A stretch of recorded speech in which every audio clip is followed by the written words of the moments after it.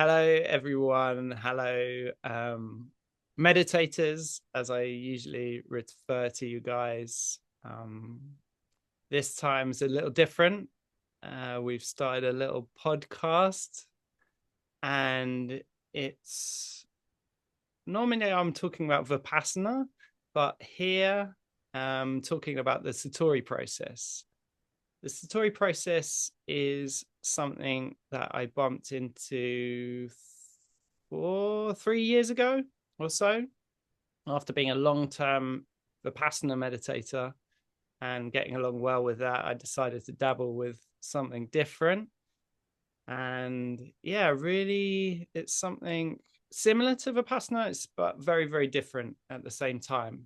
And yeah, I'm really enjoying it. I'm enjoying the process. I'm enjoying the community, the people, the friendships I've made. Yeah, especially with Jana, who is also into the Satori process. Welcome, Jana, to our universe. Jake, thank you very much for having me doing this little podcast. Yeah, my name is Jana. I'm doing Satori since 2013 as a participant and later on as assistant. And since this year, I joined Raphael Ebner and facilitating it. And yeah, I thought it would be a great idea yeah, if I tell a little bit more about the process, and hopefully you talk a little bit about the process. So I asked you, and I'm happy you do this adventure with me. So yeah, let's do it. Yeah, yeah. Oh, yeah, I'm really excited when you mentioned that you wanted to talk more about this.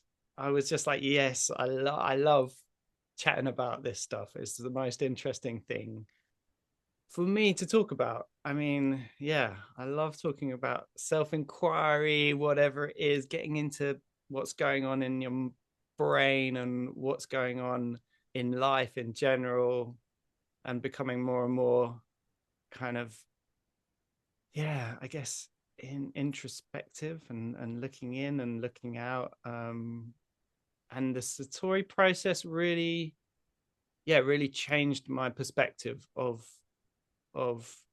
what it was to kind of meditate or to kind of sit and see what's there. Because it's a very, I don't know, do you want to describe a bit more about what the process is like? Or I don't know, I guess we both can share it, but I'd love to hear your version of it, and then maybe I'll give my version of it. So with the toy, uh, if you listeners, if you start with the toy, so the first question is, who am I? So it's not quite a meditation, but more a contemplation. Mm. So you contemplate about, uh, tell me who you are. And usually you have 5 minutes telling your partner who sits in front of you who you are.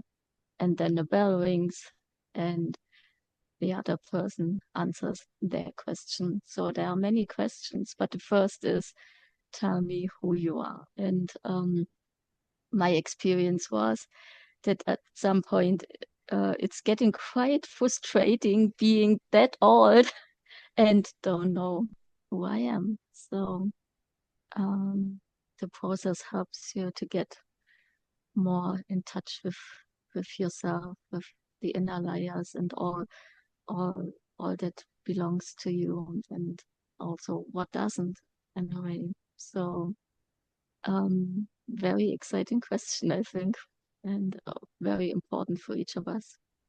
Mm. Yeah, yeah, just hearing you say that, it really, I was thinking about how some people find it very difficult to meditate in silence. And so this different aspect of it, it gave me so much more to think about. like, who am I? The question, tell me who you are. I was, my mind was off on 100 different journeys in this question. um and it's kind of exciting to explore it. um yeah, I really, yeah, I enjoy the questions. I enjoy the fact there's different questions and you never know what what question your partner is going to have, so you can be sitting there with your question and then suddenly your partner will, you when you're dieting, which is the 5 minutes of asking a question and then 5 minutes of listening, you can then hear another question, and that sends your mind off on another tangent into their question. It triggers so much, and that's why I really, yeah, I enjoy exploring that. I really enjoy exploring that. It's just fascinating to see where your mind goes in each moment of these kind of dyads. Yeah. Do you want to explain a bit more about the dyads and how Yeah, it and works? And uh, it's really like you said, it's so fascinating. And the thing is, we um, we are at some point then in an energy dance, I guess, and it includes so much because you yeah, you share, and it's something to meditate inside, and it's something to share. And sometimes um, in this process, uh, you share something deep or something, or a phrase comes up you never heard yourself say before, or emotions come up. So it's also a lot about what is present in this moment for you. And then it's it's a contemplation, but in a way it's of course a communication, because there's a partner. So the partner is supposed to listen, and actively listen. So not thinking about, oh, what am I gonna do with that, but also being present in the moment, being present with himself, herself, but also with yeah, also with what you're saying. And then it's often there's something in it where you say, oh, that's I haven't thought about this. Oh, or maybe that belongs to my question as well. I want to contemplate about this topic, or something triggers. And then it's also interesting, how do I react? Do I say honestly, oh, I'm very triggered because of this and that? Or do I, yeah, don't go this path? So we always, of course, have a choice. But the more we open ourselves and be in the moment, the more magic at some point can happen. yeah, yeah, I think that magic is something that needs to be kind of conveyed as well. Like, I love the retreats. The actual retreats are called this Satori Process, and they're one week. Are they 1 week long? Yeah, one Yes. week long, and they're quite intensive. The schedule's quite intensive, but it creates something that's kind of, for me, it took me out of, like, you've got no phones and you are basically sitting with your question for a whole week, um, which to me sounds extremely exciting and amazing, but to some people it might sound terrifying.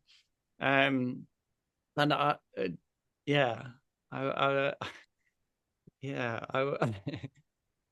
Oh, yeah, in a way they are supposed to be intense, but mm, one thing is, it's not like not talking all the time, but it's and also not all the time with the same partner, but there's often a 30 or 40 minutes, and then there's space where where we have silence, and so the rest outside is mostly a silent time where we silently contemplate. and also time for walks, or we have a working meditation.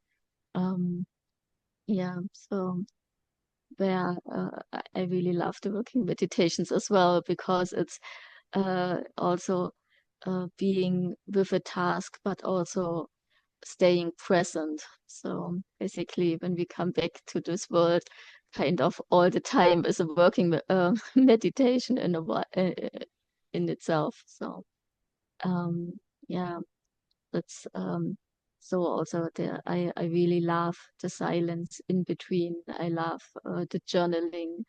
Um, I love going on the walks, and yeah, and just spending 1 week in a way dedicated to myself. So actually, that's quite perfect. So that's why I fell in love with the process the first week, and doing it still, and still in love. So Mm. yeah. So yeah, Jake. So thank you for doing this with me, and yeah, let's see. So my first interview ever.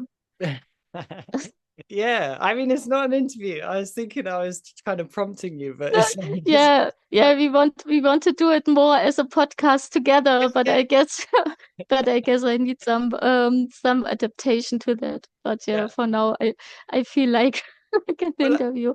yeah, I guess we're just kind of getting used to what it feels like and just finding Yeah. out a bit more. And I was thinking about my reasoning for doing this and for being online and for talking about it is like I was saying just before we started recording, that my idea for this is just to get one person to do a retreat. Just one person would be my dream, because that, you know, that could be one person's freedom, complete freedom from, you know, any And also thinking about who one is. Uh, you can start right now. So mm, I also thought that maybe at one point we make something like just looking in the camera and saying, "Tell me who you are," and then just sitting 5 minutes, and whoever is willing uh, can talk yeah. to the phone or whatever. And because yeah, I think it does something. And but most people, when they say, "Hey, I wanna go there," or whatever, or um, think about contemplation, yeah, you can start right away with "Tell me who you are," mm, what comes up. mm, yeah, yeah, yeah, it's an interesting process, and it's interesting being talking about it and thinking about it and thinking about all the people I've met doing it, and what a social uh thing it is, what a social aspect there is to it. Is it becomes, you know, you get to, when you spend a week with someone who is you know, telling you who they are, you get to know them so well. You know, you get to do these 5 minutes, you know, multiple times in a week, so you get to know people really well, and it's a really fascinating insight into different people and what they, yeah, what they're thinking about, what they're really thinking about. Because Yeah, yeah. towards the end of the week, people run out of stuff to their stories become more and more kind of real. I felt in the week at the start that people are full of junk, and towards the end it's like it's who's really there with that question and all the other questions. Yeah, yeah, I really do love it too. I love the process. And what I really love about the process, it's also uh, in a way leveling things out, or so everyone who's sitting there has something to process. Let's put it this way. And so there's at some point it's just people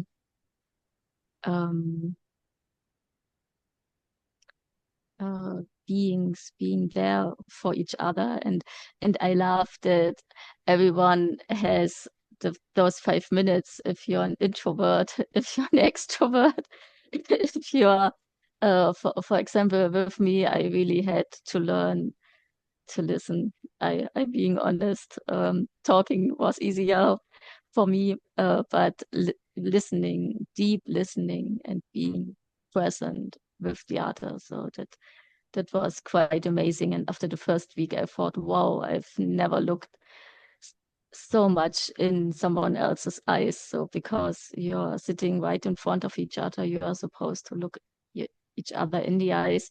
And if I closed my eyes at night, I could see, the eyes. I could see eyes because that was so fascinating. Also realizing that I was a person who often also just looked on the lips and not mm. straight in the eyes. So that was also a very fascinating first week. So, Jake just said that we have 10 more minutes left. I don't know if it showed at your side as well. Yeah, yeah. We've got 10 more minutes to kind of round up, I guess. I guess this first little podcast. And yeah, I wonder if there's anything nagging to say within me about this. Um,